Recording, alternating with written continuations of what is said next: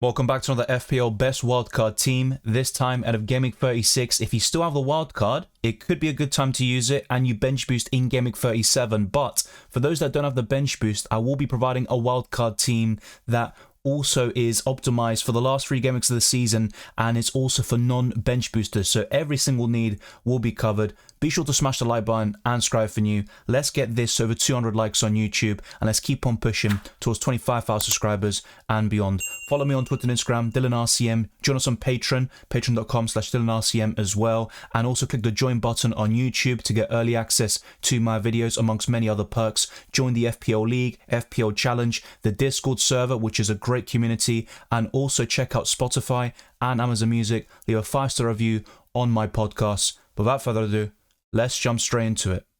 To kick things off, I'm going to go for the bench boost team and show you a Nana who has that double in Gameweek 37. But do I expect Man United to keep any clean sheets really? Maybe not, but Nana can make a lot of saves, and against Burnley in that 1-1 draw, he got enough saves to get 4 points overall, and he's the best way of covering Man United defensively. Maguire and Diogo Dalot would be the best alternatives, and you could still go for one of them in the back line if you're bench boosting, but you don't really need more than one United defensive coverage, to be fair, and Onana is by far the best option at this moment in time. The second goalkeeper is Petrovic, and once again it comes down to that double in Gameweek 37, but if you aren't bench boosting, then David Raya or Pickford are good options. And with Pickford, he's got Arsenal away in the last game of the season, but Luton away in 36 and then Sheffield United at home in 37.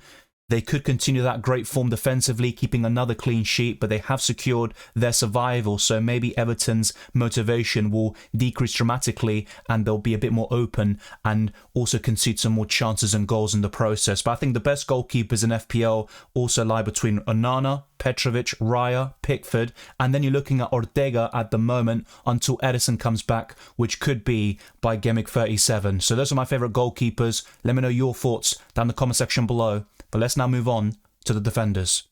Whether you're bench boosting or not, I'd highly recommend having at least one Arsenal player. Even 2 or 3 is viable, and in terms of the defenders, White, Gabriel, Saliba, take your pick. They're all good FPL choices, and there's not much to separate them. I think Ben White has been in the best form since January, especially in FPL terms, with goals and assists, and that's why I've gone for him. But if budget is an issue for you with this wildcard squad, just downgrade him to Gabriel, and that will help you quite significantly by 0.6 million. But Ben White for me has been incredible, probably the best right back in the Premier League this season, and he's had another great campaign. The second defender I'm going to go for, well, there's a lot of choices here and it really comes down to the same teams and picking your poison and your favourite option from each, but I'm going to go for Dan Burn from Newcastle first. You can go for Fabian Schär. I believe you'll be okay to play in Gameweek 36. Kieran Trippier is eyeing a return for that Brighton game in double Gameweek 37, so Trippier could become a factor for the last 2 game weeks of the season, but Dan Burn at 4.6 million I believe he now is. I think that's the best way of covering Newcastle defensively from a pure value perspective. Now, the third defender is Pedro Porro, but you can go for Romero, especially if you're struggling for funds once again. And Romero was by far the best Spurs player in the North London derby. He even scored and had multiple big chances in that game, and he defended quite well compared to the other defenders there. So Romero or Porro are the best ways of covering Spurs defensively, but I'd still go for the Spaniard for the bonus points and the assist threat. Now, the 2 defenders left, I mean, it's going to be slim pickings, you could argue, but I'm going to go for a Man City defender in Gvardiol. But as I mentioned in the Trans Tips video and podcast, I think all Man City defenders are rotation risks, and with the 4 games remaining, it's very hard to identify that one Man City defender who start every single one of them. It might well be the case, but picking the right one will be a challenge in of itself. So now there's only 1 defender slot left, and you could go for a double up in Man United defensively. You could go for Romero as well potentially against Burnley at home in 37 and Sheffield United away in 38. There's different ways of playing this, but I'm going to go for a budget option in Maguire, and he was on course for 7 points overall against Burnley, and Onana was close to getting 10 until that late penalty, and I don't trust Man United defensively whatsoever. They concede so many shots. In terms of XGC across the whole season, they're in the bottom 5. Expected goals conceded, shots conceded, big chances conceded.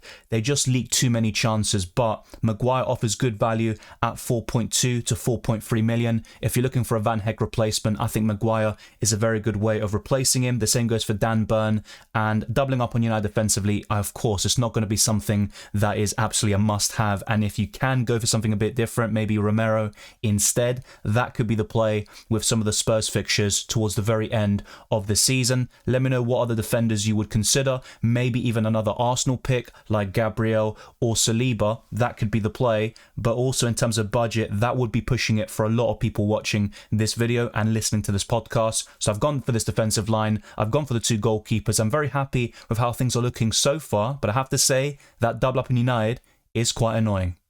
Despite how well De Bruyne is playing and the fact that Foden missed out against Nottingham Forest, I still think he's by far the best Man City option for the last 4 games of the season and that double in Gameweek 37. I still think Foden's a great captaincy choice this week, as I discuss in my team selection video and podcast. So Foden for me is an absolute must-have. Let's see if we get any injury updates, or in this case, of course, it's an illness and maybe a possible leak during the deadline stream, but that's quite unlikely, to be quite honest with you. Cole Palmer is still essential for me, and he's got that Spurs game tonight at the time of this recording. Let's see how he performs, but even if he blanks, I'm very confident that he will deliver in double Gameweek 37 and of course in Gameweek 38 with some good fixtures to round off the season for Chelsea. Bruno Fernandes is by far the best Man United attacker. Højlund would be second in that ranking, but you only need Bruno Fernandes to cover that United attack, and honestly, if I had to pick 2 United players and limit it down, it would be Bruno Fernandes and Onana. There's no question about that. I would also go for a budget option for the bench boost in Anthony Gordon.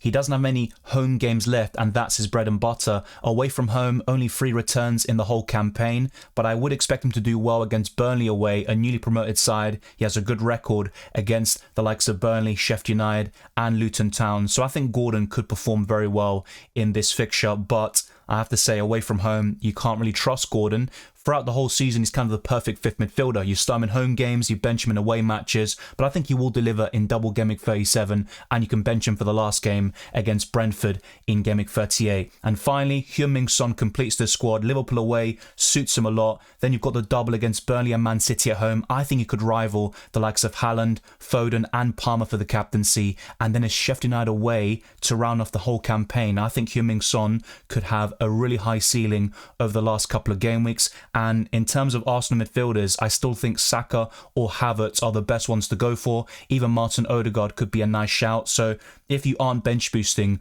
go for an Arsenal midfielder if possible. And the same goes for a few options up front that I'll discuss next in the forward section. Have I not learned my lesson after that offside goal against Aston Villa and the constant disappointments by Nicholas Jackson? Maybe not. And of course, if you have the funds, you know who my favourite forward in FPL is, and that is Ollie Watkins. I'll discuss him very soon in the non-bench boost wildcard team later on. But if you don't want to go for Nicholas Jackson and you're absolutely set on that, I understand. And you could go for Rasmus Højlund and then replace Harry Maguire with another defender like Christian Romero, an Arsenal defender like Gabriel or Saliba, or potentially go for another budget defender entirely. He doesn't even need a double game week, and I think Branthwaite could be the very best budget option with a plum fixture in double game week 37. He could still be quite useful on the bench boost, so that's something else you could do. Branthwaite in for Maguire and Højlund in for Jackson, but I'm going to go for the Chelsea I'd say striker up front, and I think he could deliver. If he doesn't do against Tottenham tonight, I think he could do in double game week 37. You don't even need to start him against Bournemouth at home for the last game of the season, but I think Jackson could deliver, and I personally think he will do it, and that's why I've included him in this wildcard team. Erling Haaland is also in here, but I'm also understanding of some of you looking to go a bit different and going for Callum Wilson alongside Isak, and I think that could certainly work out. I think Isak speaks for himself. He has to be in your wildcard team, despite the fact that Wilson has come back. He could take some minutes off him, and there could be rotation in 1 or 2 matches, but I think Isak starts every single game left, and Erling Haaland for me is probably the best forward when you look at the double game week in 37, and he's looking really sharp. He came off the bench against Nottingham Forest, scored a great goal, and in recent games when he's been fit, he's been scoring quite regularly, like we saw at the back end of last season. So this front three is still looking very strong. Jackson's the only weak link or possible doubt, but as I mentioned, there are some alternatives you can go to. Ollie Watkins, Rasmus Højlund, and potentially 1 or 2 others here and there that could really rise to the occasion, like Callum Wilson as a mega differential. But my favourite 3 Newcastle players would be a Dan Burn in the back line, Anthony Gordon and Isak up front. Let's take a look at the player rankings. There's a link in the description below for Drafthound. I'd highly recommend you sign up as a Pro Pay Tier member using my link. Many of you are doing so already and talking about how useful this website is. A lot of those in the top of predicted points for the last 3 game weeks of the season are in the wildcard team, including Haaland, Palmer, Isak, Bruno Fernandes, Gordon, Gvardiol, and also in terms of these Arsenal players, they really rate Odegaard, Saka, and Havertz, and I don't blame them whatsoever. I'll be talking about some of these options very soon. Let me know your thoughts in terms of the best wildcard team. What would you change with what I've discussed throughout this entire video and podcast? But I'm going to go to FPL Team now and show you the starting 11 for the wildcard team, which is optimized for the bench boost in Double Game Week 37. And after that, that will be the non-bench boost team, which will be very useful to those with no bench boost and no other chips left whatsoever. And if you still have a triple captaincy or anything like that, I'm not sure what you've been doing this season, but it can still pay off in the last 3 game weeks. And Game Week 38 is a great time to use the free hit. In goal, I would go for Onana over Petrovic in Game Week 36. Away to Crystal Palace, I think Man United will concede, but I also think the same thing about Chelsea at home to West Ham. A back three of Burn, White and Gvardiol looks pretty solid. A midfield 5, very template on the Game Week 35 wildcard of Foden, Gordon, Palmer, Bruno Fernandes and Son. And up front, Haaland and Isak. I've currently got Jackson on the bench, but as I discuss in the team selection podcast, it's between Gordon and Jackson for that final forward slot or attacking 8 slot. Maguire and Pedro Porro complete the bench, and the expected points is 61.5. But let's now look at Double Game Week 37 with the bench boost, and the predicted points is 136.1. 14 doublers. Only Ben White has a single game week. You could even change him to Branthwaite with a better fixture, or you could go to another double game week defender like Christian Romero. There's a few ways you can change things about, like I mentioned earlier, Callum Wilson, or maybe even Højlund instead of Jackson, and then you replace Maguire with a different defender entirely, like Branthwaite, an Arsenal defender, or Romero. There's a few options here and there.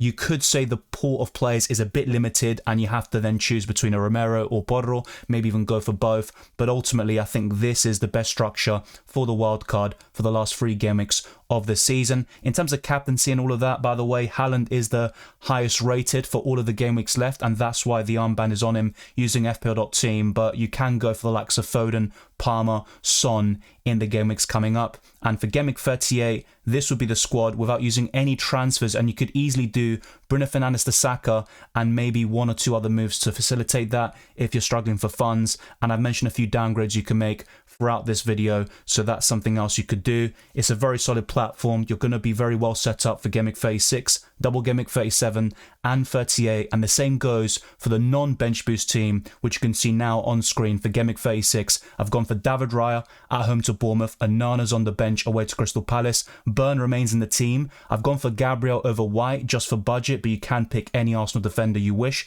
between those 2 and Saliba. Branthwaite also comes in. He's probably the best budget defender who doesn't have a double in Game Week 37. Foden, Palmer, Havertz and Son complete the midfield 4, and Havertz, I think it's the first time I've included him in a wildcard team, certainly in a very long while. He has been incredible in March, in April, March verts, April verts, hopefully it's May verts as well. But it's undeniable that he's performing very well in this calendar year, and that's why he has the most goal contributions of any Premier League player in 2024. I still like Saka a bit more because of penalties and also his sheer consistency over the season and the last couple of years for Arsenal. But Havertz, playing up front, has a great record, 4 goals and 3 assists in April, and let's see what he can do for the last 3 games of the season. Up front, I've gone for Haaland, Watkins and Isak. You could argue this team looks better, but remember, for Double Game Week 37 and the bench boost, I think the likes of Havertz, Gabriel and Watkins would be big downgrades on what I showed you earlier on. The bench contains Onana, Gordon, Maguire and Christian Romero instead of Porro, but you can still go for the Spaniard if you have the funds. And going into Double Game Week 37, the expected points is much lower at 103.8, and the starting 11 is full of Double Game Week players except Watkins. It's between him and Havertz for that final slot, and you've got Haaland captain, Son vice, but you can change that to your liking. It doesn't look as strong for Double Game Week 37, but for Game Week 36 and 38, you could argue that this 50-man squad looks even better than the original wildcard team that I've highlighted throughout this video. And finally, for Game Week 38, you've got Raya at home to Everton, an Arsenal defensive double-up with Gabriel, Romero away to Sheffield United, Dan Burn away to Brentford. You do have 2 free transfers to make some upgrades, and I think Dan Burn is the weak link with this squad, but that's easily upgradable with those 2 free transfers. Foden, Havertz, Palmer and Son complete the midfield. And up front, we have Haaland, Watkins and Isak. On the bench, Onana, Gordon, Maguire and Branthwaite. And the expected points is also quite high at 63.9. So both wildcard teams look very strong. If you don't have the bench boost left, I would recommend going for Watkins up front, an Arsenal attacker at the very least, either Havertz or Saka, depending on your budget. And I've shown you some different picks you can go for, like Romero over Bodro. You can even go for Branthwaite as a single Gameweek defender, who can also be quite useful in double Gameweek 37. All of that is covered. Let me know your thoughts down in the comment section below as always, and thank you very much for watching this video and listening to this podcast. If you enjoyed it or found it useful, then be sure to smash the like button and subscribe for new. Let's try to get this video to over 200 likes and let's keep on pushing towards 25,000 subscribers and beyond. You can also follow me on Twitter and Instagram, DylanRCM, and check all the other links in the description below for my Patreon, the channel memberships by clicking the join button, join the FPL League, the Discord server, FPL Challenge League, Drafthound, which is a very useful tool as I showed you earlier, and also Spotify and Amazon Music. Leave a 5-star review on my podcast as well. I wish you all the best of luck for Gameweek 36 and the rest of the campaign, and I'll see you next time.